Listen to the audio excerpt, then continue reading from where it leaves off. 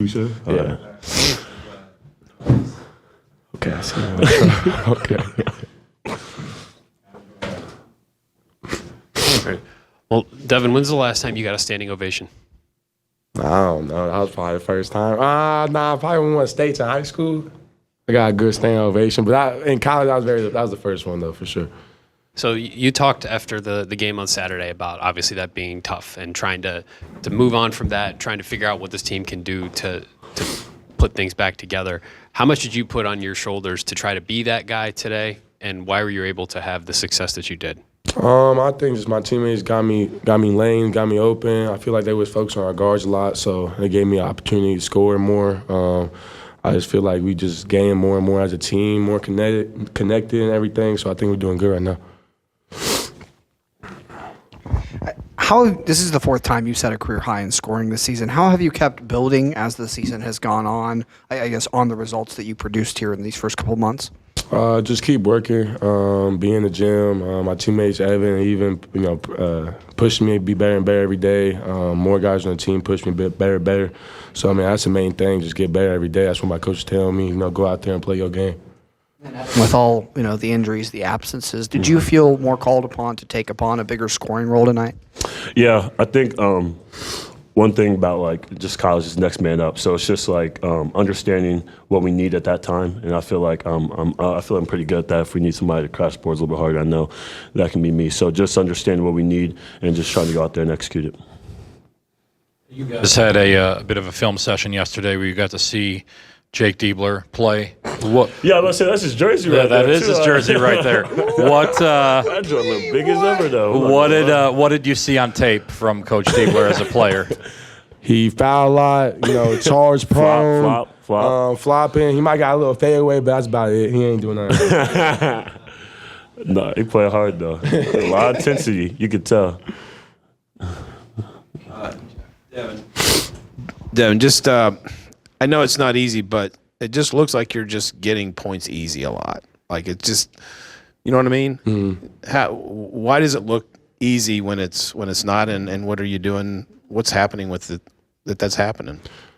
I don't know. I just feel like I get the ball in good looks. I just try to find my way to cut. Just be open in the right spots. And just score for our team. I don't know if it's that easy for real. I just make it look that easy. It's not that easy. You know what I mean? But I think just my teammates and everything just put me in that position, to be open. I think they push me harder in practice, so I feel like it's easier on the court. Evan, Valparaiso coach said that you guys were just tougher than them, especially second half. Yeah. Were you guys motivated to play a better second half than a first half, and why was that? I don't even think it's just a better second half. I think just after this past game on Saturday, I think our toughness need to go up. I know that that's one thing me and Dev talked about a little bit more, just trying to be those type of guys to do it. Maybe him with his voice and me with my play a little bit more, and just being out there and just trying to be tougher, because I feel like that's the type of mentality we got to take into every game. So us realizing in the first half it was slacking a little bit, just trying to pick it up. So I think that's just not an identity for this game. It's going to be for the rest of the season going forward for sure. Is that something you guys feel like you haven't been in some of these other games? I think so. And you see it by some of those scores too. I think more in the second half we've had that type of toughness in some of those games. But I think consistently throughout the whole game is what we're working towards.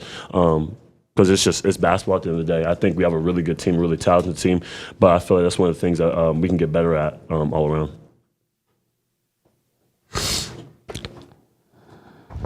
Obviously, tonight's not the first night you guys have missed some of these guys. You just mentioned it, a really good team, but you haven't been whole very much. How frustrating is that, especially in some of the games that you've lost where, maybe if those guys are out there, things are a little different?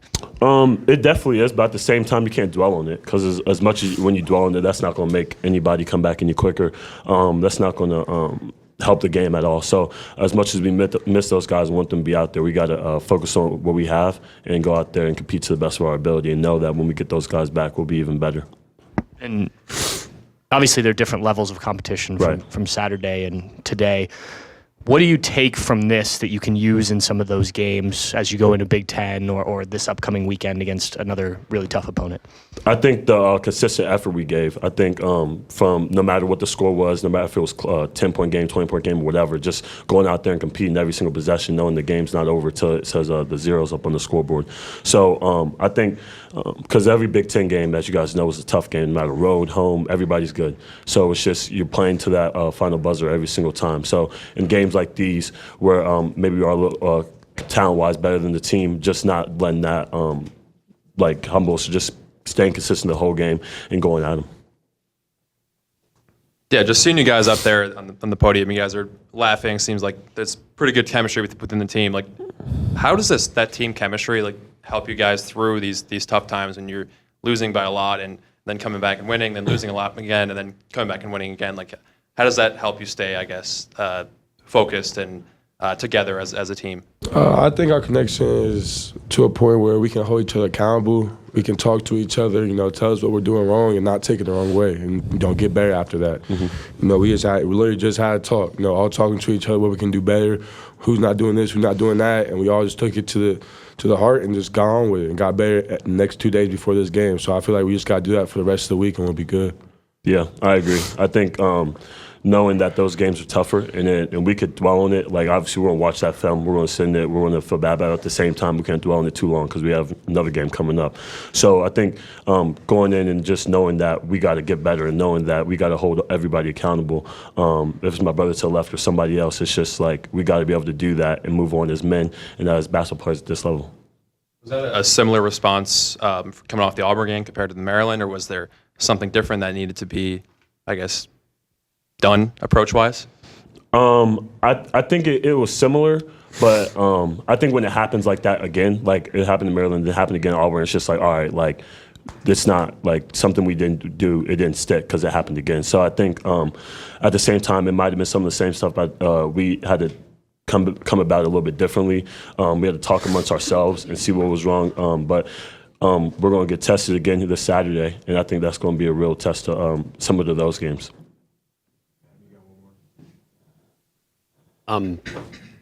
Devin, when did you start feeling comfortable that you could really put a game on your shoulders at this level? I know you've always kind of scored whatever level you've played at, but it seems pretty clear right now that you can go out and if things aren't going well, you can be that guy.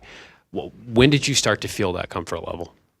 I'll probably say a couple games ago, just having to sit down with Dave, him telling me, you have to step up, even be a leader, get out there and just play your game. I feel like, I was kind of hesitant in some of them areas, and he just said go out there and play. So I just feel like he gave me a lot of confidence to go out there and do what I do.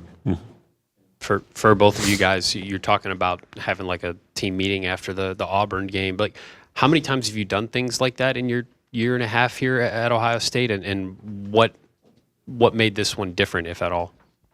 We've done it a couple times, but I just feel like just coming home from that Auburn loss, it just stuck with us a little bit hard because it just happened again, and we just really sat down and talked more in depth. We didn't hold nothing back. We all talked to each other, the same tone. We're not yelling at each other, but we just try to understand what we can do to be better. Yeah.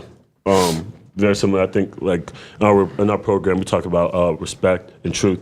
And I think the truth that has to come out with a sense of respect between all of us, because I feel like we can't get better if we're not talking to each other truthfully, and we can't grow if we're not talking to each other truthfully. So I feel like that dialogue that we're able to have, I know somebody talked about earlier about our connection within each other. So being able to have guys that want what's best for you and you want what's best for them, it makes it a lot easier to have those conversations. Thank you, guys.